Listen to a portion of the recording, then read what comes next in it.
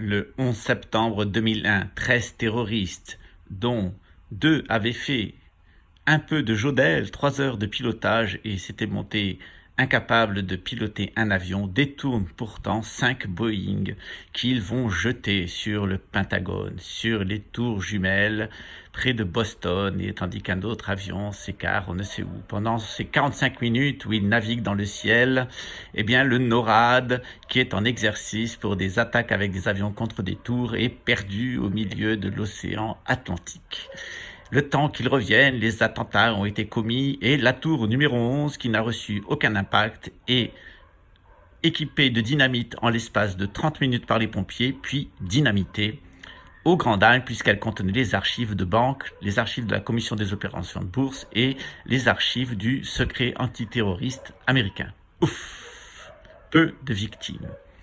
Ces vilains terroristes islamistes, dont aucun ne faisait sa prière et qui étaient radicalisés sur Internet 15 jours avant et dont le corps a été parfois retrouvé au milieu, sur les rives de Floride, tombé d'un bourré de cocaïne et de billets dans les poches d'un bateau bordel et casino dans les eaux internationales, sont parfois retrouvés au Maroc, en Tunisie ou en Arabie Saoudite, mais peu importe, c'est eux.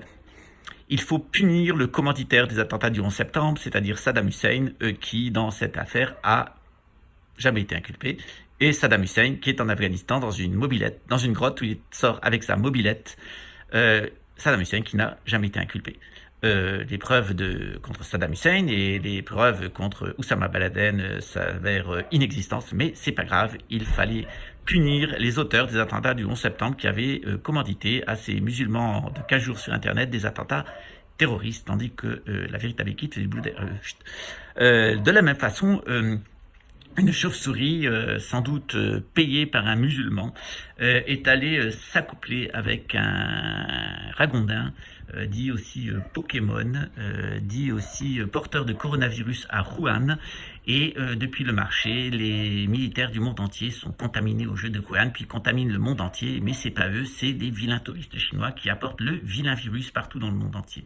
Et puis ce vilain virus tue des centaines de milliers, voire des millions de personnes dans le monde, parce que en 2020, on ne meurt que du coronavirus, même d'accidents de voiture.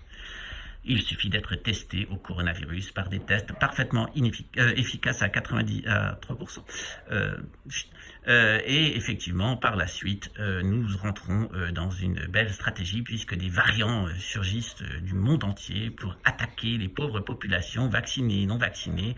Et les morts affluent dans les services d'urgence qui ont été fermés, 1400 également en France, et fait des milliers de morts. Et grâce à Big Pharma, nous allons pouvoir être vaccinés tous les mois parce que le variant attaque.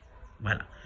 C'était l'histoire du soir, c'était le roman du XXe siècle par votre conteur préféré, Jojo, le joueur de violon. Voilà. Surtout, ne vous inquiétez pas, dormez tranquille. La télévision vous dit la vérité. L'argent qui vous est prêté, c'est celui des épargnants. Vos hommes politiques sont intègres. Tout va bien. Nous sommes là, nous veillons pour votre sécurité. N'oubliez pas de voter quand on vous y autorise et pour qui on vous autorise. N'oubliez pas de payer vos impôts pour rembourser la dette, avant de la rembourser avec votre peau, vos protéines, ou je sais quoi encore. Et puis surtout, n'hésitez pas à voter. Voter, payer des impôts, et puis évidemment, c'est très important, vous vacciner pour vous protéger du vilain virus qui arrive pour se saisir de vous. C'était votre chaîne préférée, Radio Je te raconte des blagues, financée par les laboratoires Supertech, par Shell Total Elf Petrobras, avec bien entendu le soutien de la Fondation Rockefeller et les financements désintéressés de la banque Rothschild. À très bientôt pour de nouvelles aventures qui seront le vilain russe a hacké ma centrale nucléaire et l'a fait péter. Quelle belle histoire nous allons vous raconter les enfants. À bientôt.